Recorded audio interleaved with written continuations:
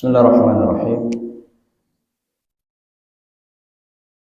Assalamualaikum warahmatullahi wabarakatuh.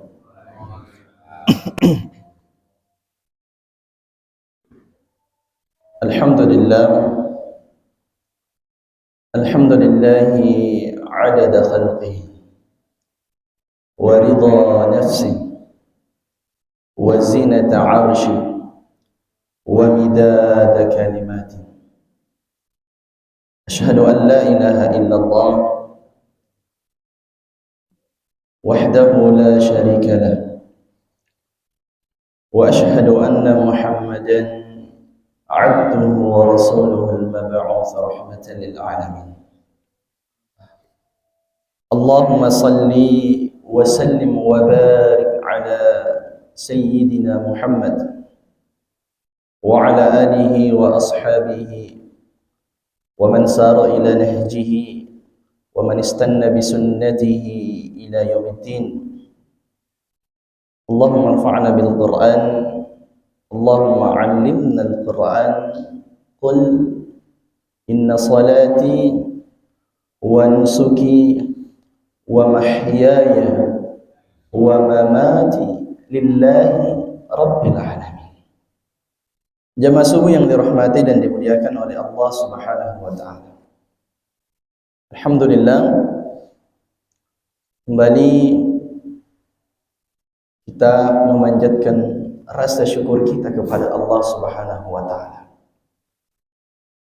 Karena pada subuh hari ini Allah Subhanahu wa taala masih memudahkan langkah-langkah kita untuk menuju menunaikan panggilan Allah Subhanahu wa taala. Yang dimana kata Rasulullah sallallahu alaihi wasallam, jemaah sekalian yang dimuliakan Allah Subhanahu wa taala, "Lau ya'lamun nas", sekiranya seorang manusia itu tahu, ma fil atamati was subhi, ganjaran yang terdapat dalam salat Isya dan salat subuh, ya, la atauhuma walau habwa, maka dia akan mendatangi walaupun secara merangkak, ya. Seandainya kata Rasulullah sallallahu alaihi wasallam seseorang itu mengetahui pahala, ganjaran, keutamaan, ya, dalam di waktu subuh dan di waktu Isya, maka seseorang itu pun akan datang walaupun merangkak. Ya, ini menunjukkan ada keutamaan besar, ya, di dalam waktu subuh, jamaah sekalian dimuliakan Allah Subhanahu wa taala. Misalnya Pak Lur atau Pak RT umumkan, barang siapa yang senantiasa sholat subuh di masjid, maka dia akan mendapatkan sembako atau uang 100.000. Penuh tidak masjid ini? Pasti akan penuh. Itu baru ganjaran di dunia, jemaah sekalian. Apatah lagi ketika Allah, Rasulullah yang menjanjikan. Namun kenapa Allah tidak memperlihatkan pahalanya? Ya, itulah gunanya iman kepada Allah Subhanahu wa taala dan kepada Rasulullah sallallahu alaihi wasallam. Maka suatu kemuliaan yang besar, suatu keutamaan yang besar, jamaah sekalian, ketika Allah Subhanahu wa taala masih memampukan kita untuk menunaikan ibadah di waktu subuh. Bahkan dalam hadis yang lain Nabi sallallahu alaihi wasallam bersabda, "Athqala salatin 'alal munafiqin", sesungguhnya salat yang paling berat dilaksanakan, dilakukan, ditunaikan oleh orang-orang munafik, ya, salatus subh wa salatul isya. Ya. Sesungguhnya kata Rasulullah, salat yang paling berat dilaksanakan oleh orang-orang munafik, ya, adalah salat subuh dan salat isya. Kenapa jemaah sekalian dimuliakan dan dirahmati Allah Subhanahu wa taala? Ya, karena dua waktu ini diapit oleh dua kegelapan. Ya. Di waktu subuh, waktu enak-enaknya kita tidur. Di waktu isya enak-enaknya kita istirahat setelah kita bekerja. Dan diapit oleh dua kegelapan. Ya, tidak ada yang bisa melihat kita. Ya, kan orang-orang munafik itu, ya, ketika dia ingin melaksanakan ibadah, yura'unan nas, mereka ingin dilihat oleh manusia. Ya, tapi ketika salat subuh jemaah sekalian dan salat isya diapit oleh dua kegelapan, ya, bagaimana kita bisa dilihat oleh orang? Ya, padahal waktu gelap, orang semua tertidur. Nah, ketika kita mampu melaksanakan salat subuh, maka salah satu, ya, sebab Allah mengangkat sifat kemunafikan di dalam diri kita. Kan kalau salat zuhur, salat maghrib, salat asar masih bisa disaksikan oleh manusia. Misalnya, ya, kita lihat ada, ya, calon mertua kita misalnya yang duduk-duduk di teras, ya, kita bergegas untuk melaksanakan salat, mengambil pakaian yang paling bersih, yang paling bagus, ya, karena kita lihat calon mertua kita di depan supaya kita dilihat orang yang soleh. Tapi ketika waktu gelap seperti ini, siapa yang mau menyaksikan kita? Nah, disitulah kata Rasulullah sallallahu alaihi wasallam, "Athqala salatun 'alal munafiqin." Sesungguhnya salat yang paling berat dilaksanakan oleh orang-orang munafik, ya, salatus subuh, salatul isya. Yaitu salat subuh dan salat isya. Jamaah yang rahmati dan dimuliakan oleh Allah Subhanahu wa taala. Pada subuh yang berbahagia ini, pada kesempatan yang mulia ini, Nabi kita sallallahu alaihi wasallam pernah bersabda dalam sebuah hadisnya dari sahabat yang mulia Ubaidillah bin Mihsan al-Ansari radhiyallahu taala anhu, di mana Nabi kita sallallahu alaihi wasallam bersabda, "Man asbaha minkum aminan fi sirbihi, mu'afan fi jasadihi, 'indahu qutu yaumihi, faka'annama hizat lahu dunya." Atau kama qala Nabi sallallahu alaihi wasallam, "Man asbaha," barang siapa di antara kalian terbangun di pagi hari, ya, aminan fi sirbihi, lalu kemudian, ya, kita masih mendapatkan rasa aman, kita masih mendapatkan ketenangan di dalam diri kita, di tengah-tengah keluarga kita. Lalu kemudian kata Rasulullah sallallahu alaihi wasallam, mu'afan fi jasadihi, dan barang siapa yang terbangun di pagi hari lalu kemudian masih merasakan nikmat kesehatan, 'indahu qutu yaumihi, dan kata Rasulullah sallallahu alaihi wasallam, barang siapa yang terbangun di pagi hari lalu kemudian masih mendapatkan makanan yang dapat mengganjal perutnya pada hari itu. Pada hari itu jamaah sekalian, kata Rasulullah, faka'annama hizat lahu dunya, maka seakan-akan dunia itu berada di dalam genggaman tangannya. Ya. Makanya ketika kita ditanya, siapa orang yang kaya sebenarnya? Ya. Rasulullah SAW telah menyampaikan ketika kita memiliki tiga nikmat ini jamaah sekalian yang dimuliakan Allah Subhanahu wa taala, faka'annama hizat lahu dunya, maka seakan-akan dunia itu berada di dalam genggaman tangan kita. Jemaah yang dimuliakan dan dirahmati oleh Allah Subhanahu wa taala. Nikmat yang pertama, ya, man asbaha minkum aminan fi sirbihi. Ketika kita terbangun di pagi hari jemaah sekalian, lalu kita masih merasakan ketenangan, kita masih merasakan rasa aman, ya, di dalam diri kita ataupun di tengah keluarga kita, bersyukurlah kepada Allah Subhanahu wa taala. Ini adalah anugerah, ini adalah kenikmatan yang besar dari Allah Subhanahu wa taala. Ya, kenapa? Karena banyak orang yang sangat mendamba-dambakan yang namanya ketenangan. Ada yang datang ke gunung untuk merasakan ketenangan. Ada yang pergi rekreasi untuk merasakan ketenangan. Kenapa jemaah sekalian? Karena ketenangan itu, ya, meskipun harta kita banyak, pangkat kita tinggi, tapi ketika ketenangan itu tidak ada, maka tidak ada gunanya.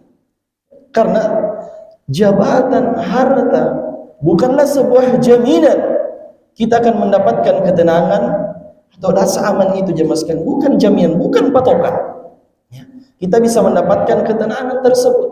Ya, karena seandainya harta, seandainya pangkat dan jabatan adalah sebuah jaminan kita akan mendapatkan ketenangan, maka kita tidak akan mendengarkan kabar, kita tidak akan melihat berita bahwasanya orang kaya yang mengakhiri hidupnya dengan mati bunuh diri. Dia mengakhirkan hidupnya dengan mati bunuh diri jemaah sekalian. Padahal hartanya banyak.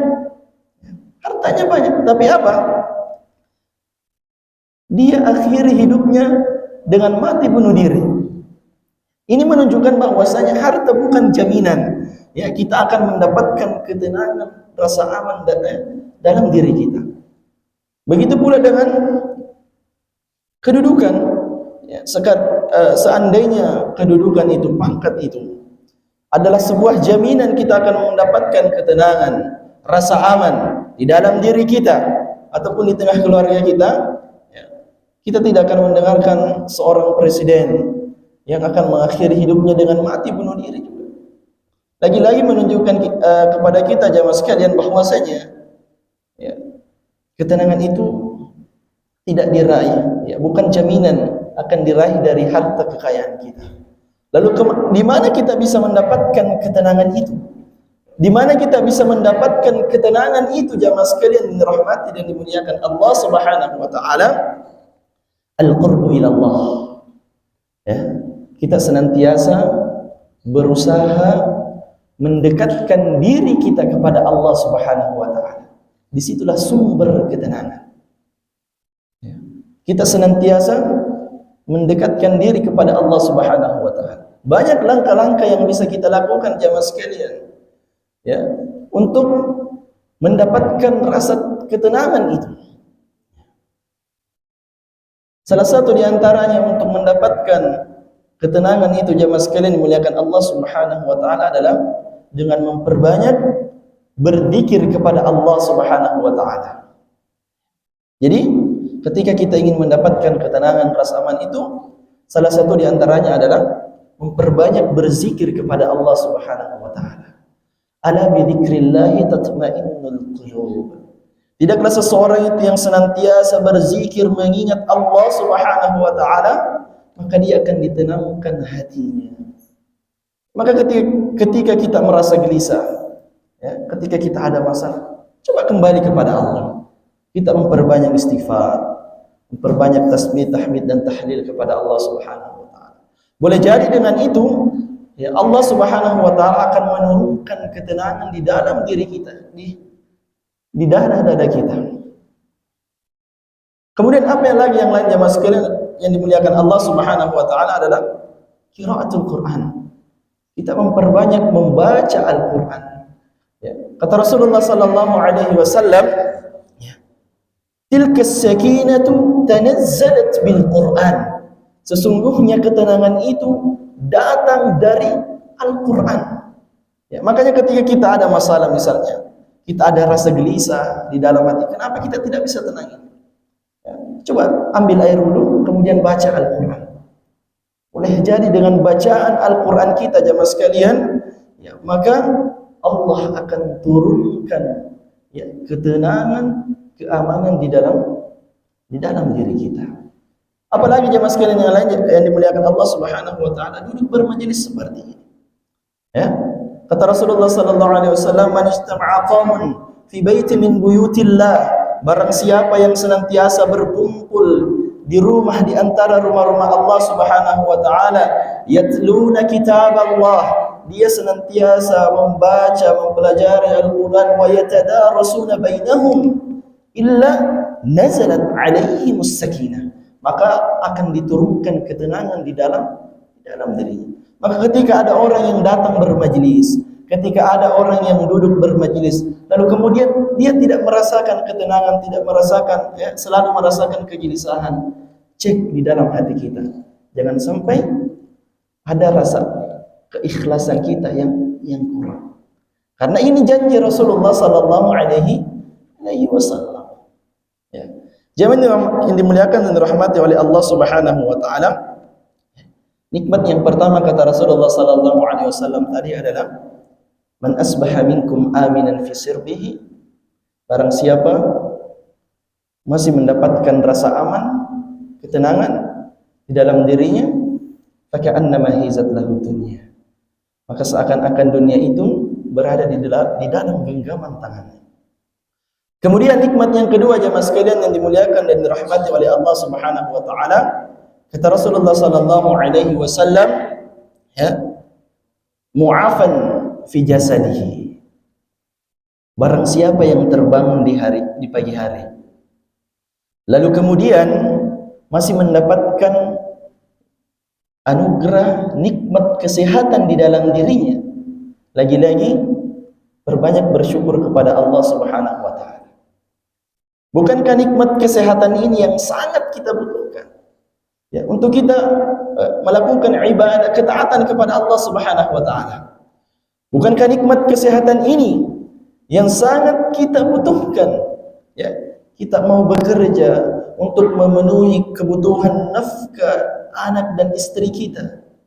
Bukankah kesehatan ini yang sangat kita butuhkan jamaah sekalian untuk kita bisa berinteraksi, bermuamalah dengan saudara-saudara kita di dunia ini? Ya, makanya kata Rasulullah SAW, ketika kita terbangun di pagi hari, lalu kemudian masih mendapatkan nikmat, ya, rasa kesehatan, ya, maka berbanyaklah bersyukur kepada Allah. Faka'annama hizat lahu dunya. Ya. Karena nikmat inilah jamaah sekalian, kata Rasulullah sallallahu alaihi wasallam, yang banyak didalaikan oleh seorang manusia. Ya. Nikmatan, ada dua nikmat kata Rasulullah sallallahu alaihi wasallam, nikmatan maqbunun fihi ma katsirun minan nas, yang dimana dua nikmat tersebut, ya, paling banyak didalaikan oleh seorang manusia, kata Rasulullah sallallahu alaihi wasallam, ya, as-sihhatu wal faragh, adalah nikmat kesehatan dan nikmat waktu luang, nikmat kesempatan. Ya. Kenapa jemaah sekalian kita bisa merasakan lezatnya, nikmatnya kesehatan itu ketika Allah sudah cabut nikmat tersebut? Ya. Kita baru bisa merasakan betapa besarnya nikmat kesehatan itu ketika Allah sudah cabut nikmat kesehatan di dalam diri kita.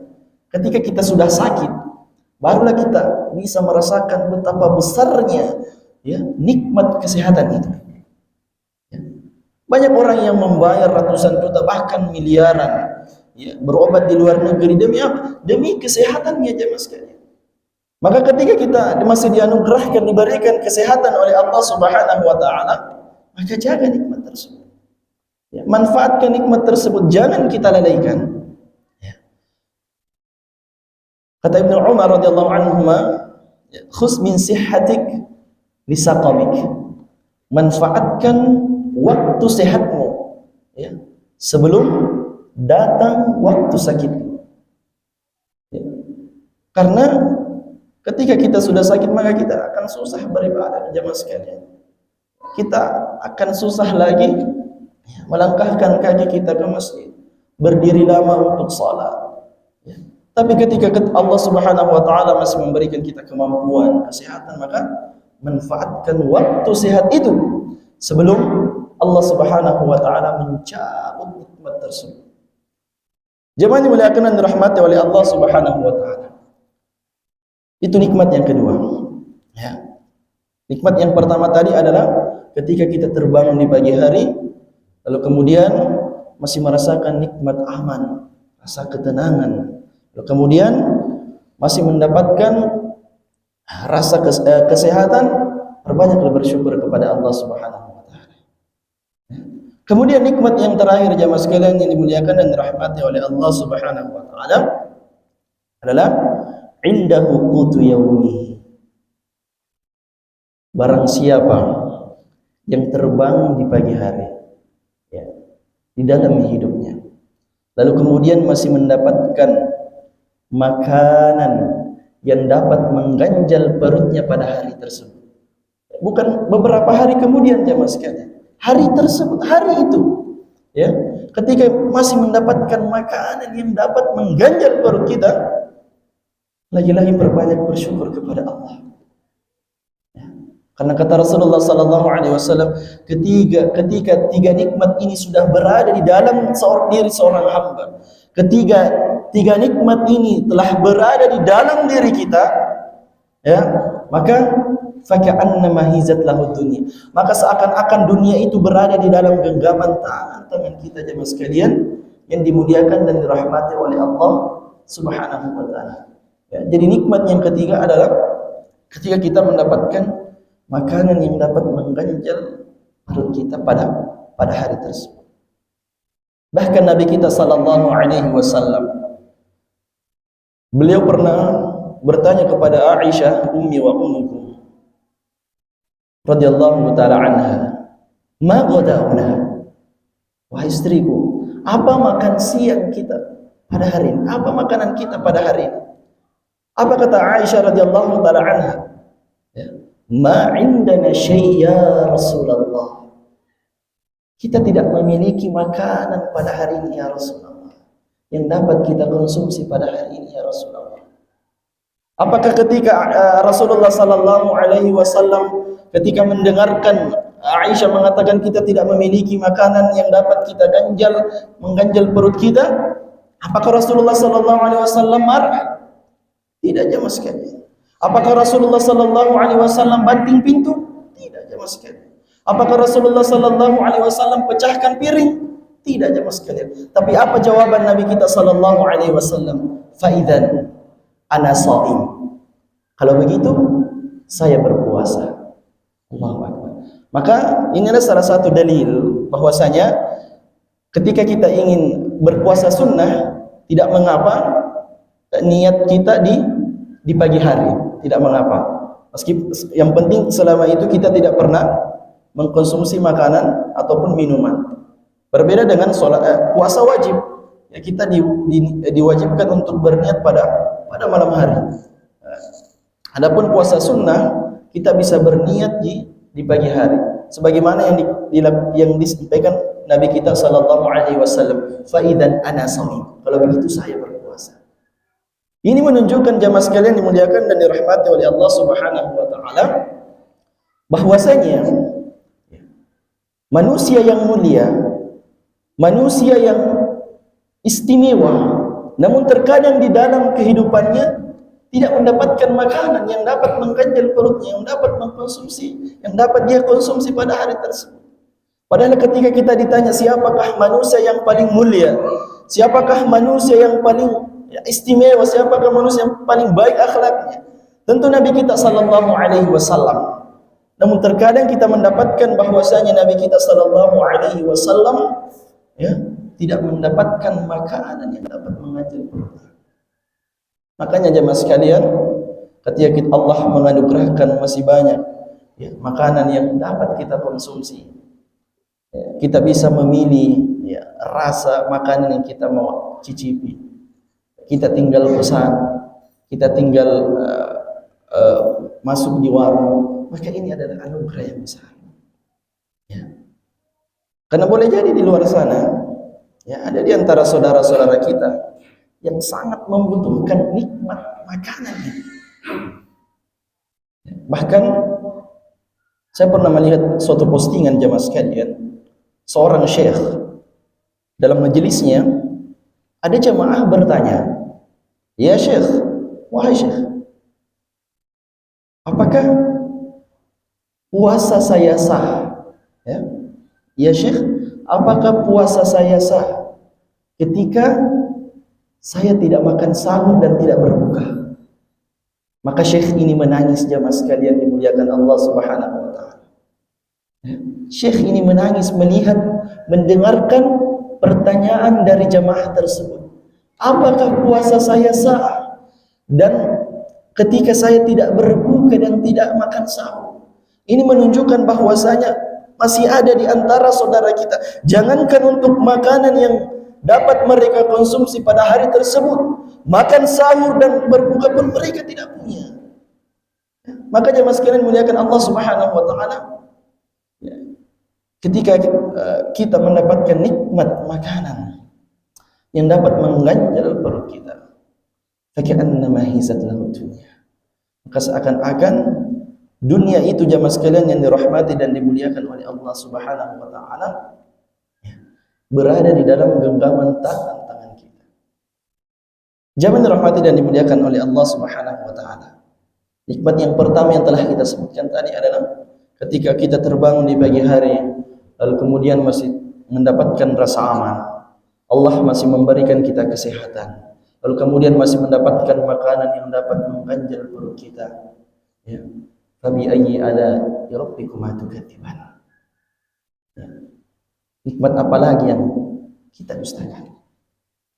Wa in ta'udu ni'matallahi la tuhsuha.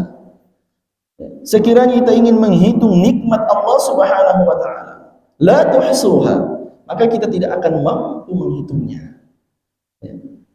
Jemaah sekalian yang dimuliakan dan dirahmati oleh Allah Subhanahu wa taala, sekali lagi ketika tiga nikmat ini berada di dalam diri kita, ya, perbanyaklah bersyukur kepada Allah Subhanahu wa taala. Ya. Kita saksikan sekarang saudara-saudara kita yang ada di Palestina.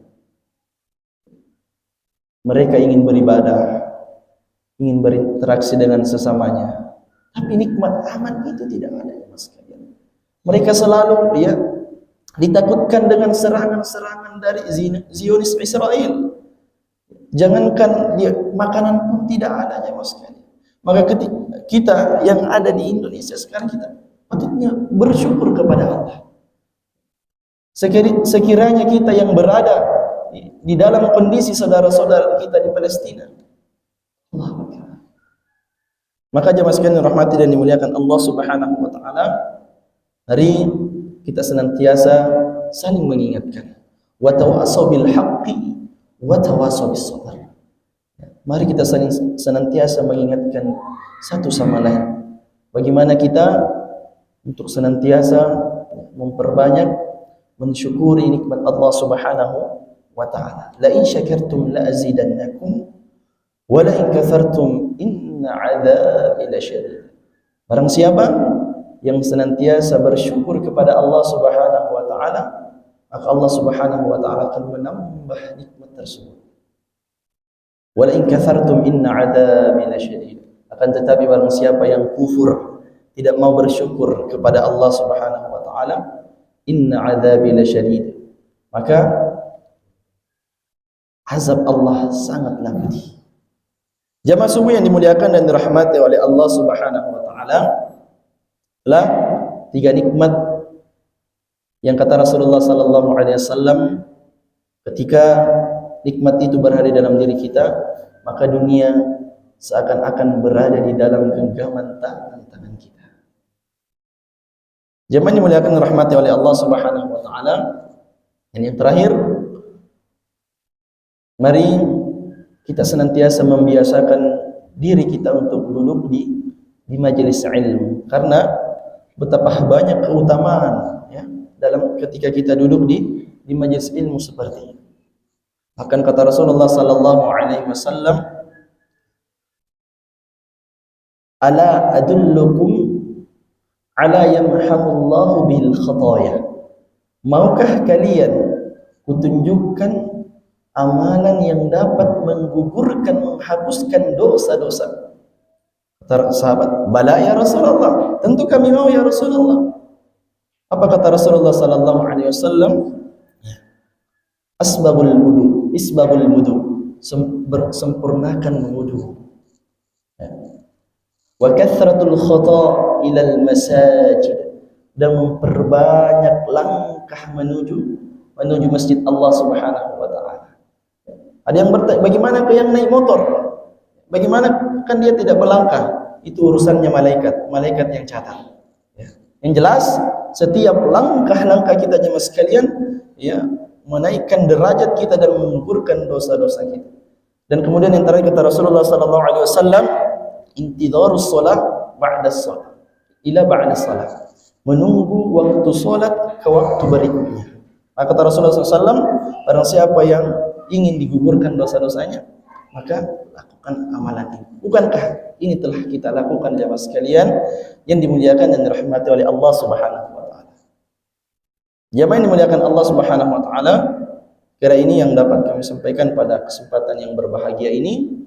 Ya, semoga kita termasuk hamba-hamba Allah Subhanahu wa taala yang senantiasa mensyukuri nikmat-nikmat Allah Subhanahu wa taala yang Allah anugerahkan, yang Allah berikan kepada kita semua.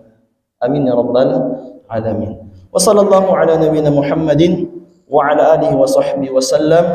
Wa akhiru da'wana alhamdulillahi rabbil alamin. Subhanakallahumma rabbana wa bihamdika nashhadu an la ilaha illa anta nastaghfiruka wa natubu ilaik. Assalamu alaikum warahmatullahi wabarakatuh.